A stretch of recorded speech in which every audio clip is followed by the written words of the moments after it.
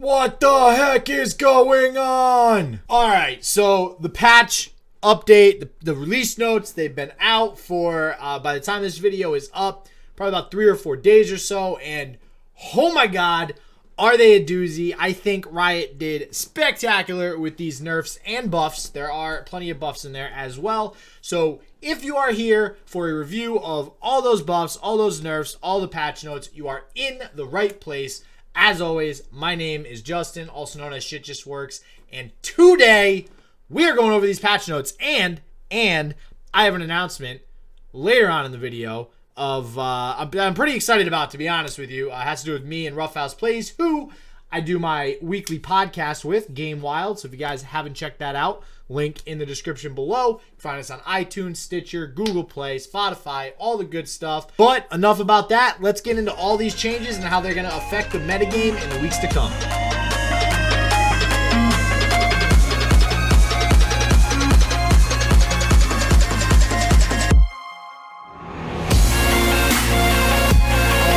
So, real quick, I do want to just mention again, because it is Friday that this video is coming out. There was no video on Wednesday. I have changed my schedule to Monday and Friday video releases to hopefully provide you guys with much better content than I've been doing over the last couple of weeks or so. All right, here we go. You guys ready?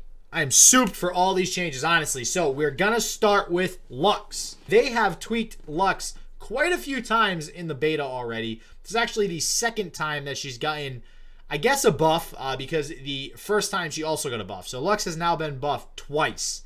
And honestly, she's good. I mean, she was already good before this buff. Not quite strong enough to really build a deck with, as they put on the website, her as a linchpin. Now, totally good enough to build a deck around. Very excited to see what control options come about. This is just one of the changes to a multitude of control cards. I do want to note too that Lux is now out of the range of Culling Strike, which does matter. I know it's only one card for one piece of removal, but it is a pretty good piece of removal, and she no longer can be targeted by it. Next up is Yasuo, and I 100% agree with this as well. They actually took him from needing 6 recalled or stun units down to 5. Honestly, I didn't really see him played too much. Whenever I did see him played, it was just straight up Yasuo Katarina, and there's really not, I don't know, I haven't seen any other ways to play that deck as of yet. I think making his level up criteria a little bit easier to meet might allow some people to explore a little bit more with Yasuo with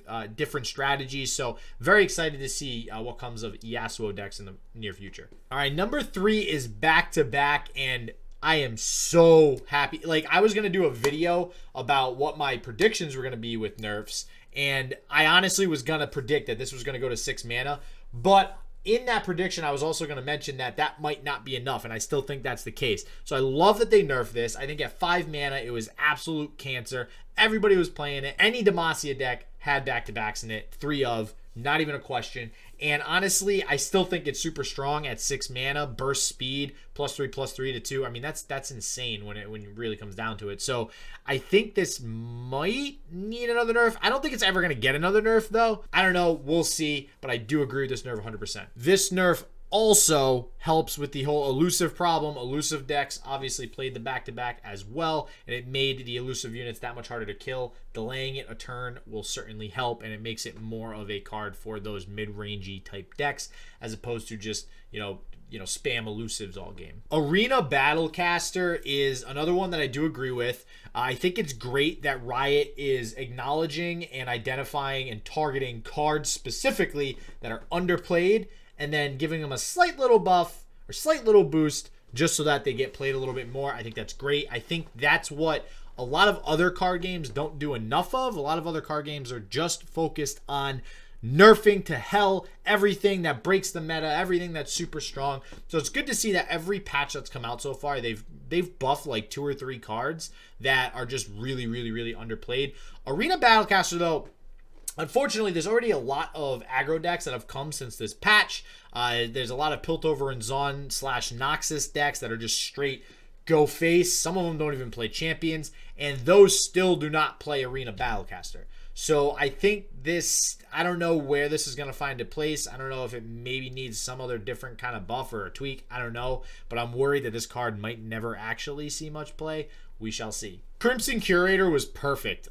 This is also another great buff. And again, it's not like these buffs are great because they're just a tiny little tweak to a card that wasn't played that still it does not even make the card close to broken.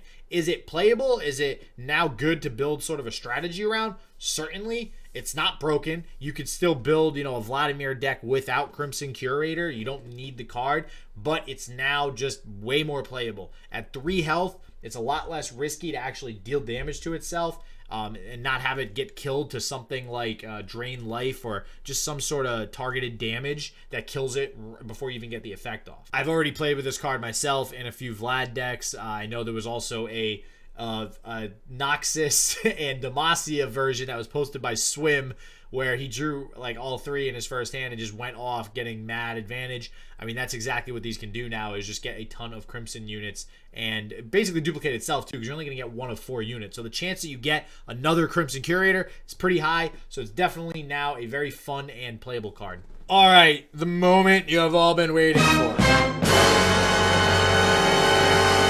No, not the announcement that I will be explaining in a little bit here, but Deny. I wanted to scream when I saw this nerf. I was like, what the hell? This card is not as great as it seems.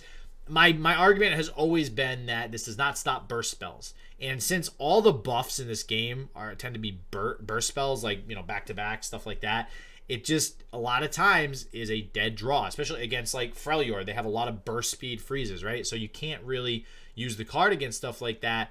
I didn't think it was that bad at 3 mana. But it was tilting to go into matchups, and basically whenever anybody had Ionia, it just became a game of who drew Deny first and who used their last Deny first.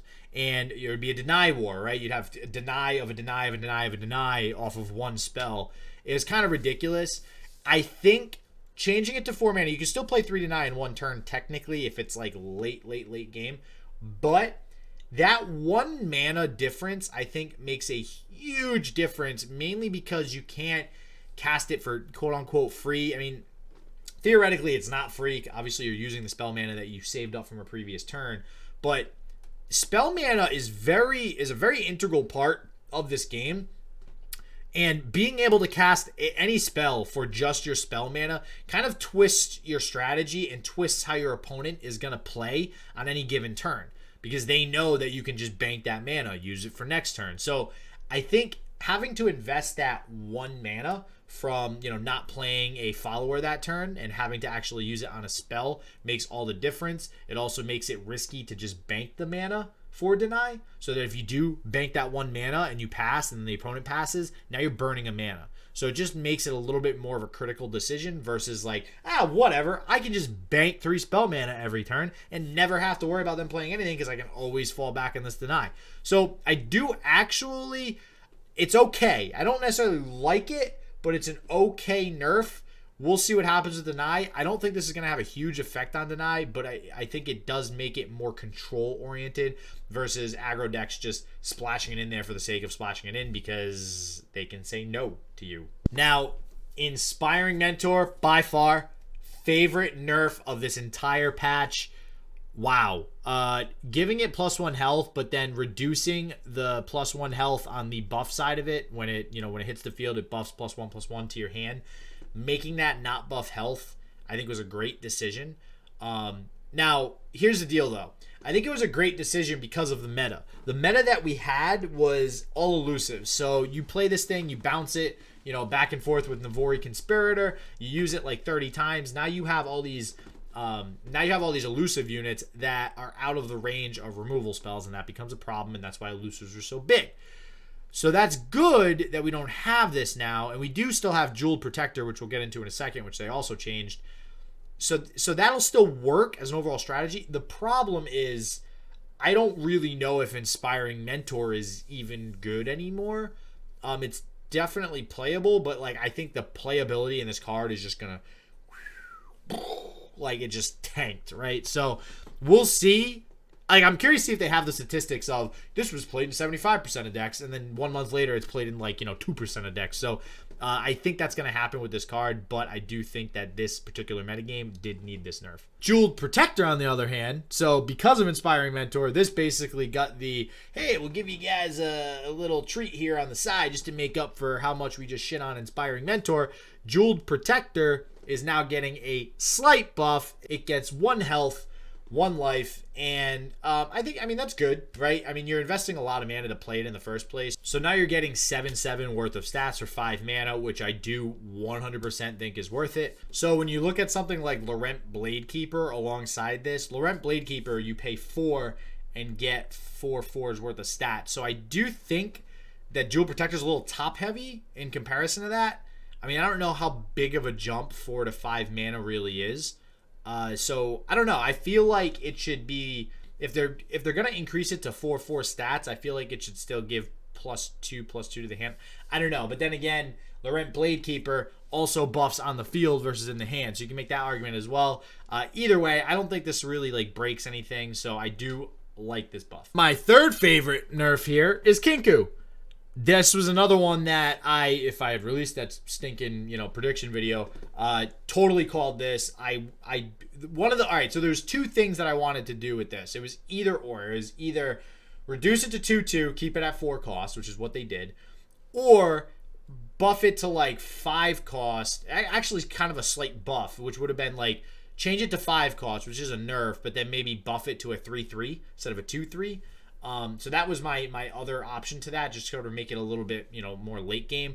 But I do like the 2/2 nerf instead, because I think giving the elusive more life it goes away from their overall strategy of elusives, which is they can't be targeted with blocks and stuff like that, but they have low health. That's the whole idea behind elusives, and giving it 3 health just wouldn't have made sense. So I do like the 2/2 nerf. I think this is perfect. I think elusives are now still good, but not as busted as they once were. Commander Lidros is another one I'm glad they touched on. It was another one that I was up in the air as whether or not I thought this was going to get nerfed. I mean, I did know it was kind of a problem. I just didn't think they would nerf it yet, because there really isn't any consistent 1-turn kill deck with it as of yet. I mean, you have the Atrocity deck, but that's really, I don't know, it's just not that great.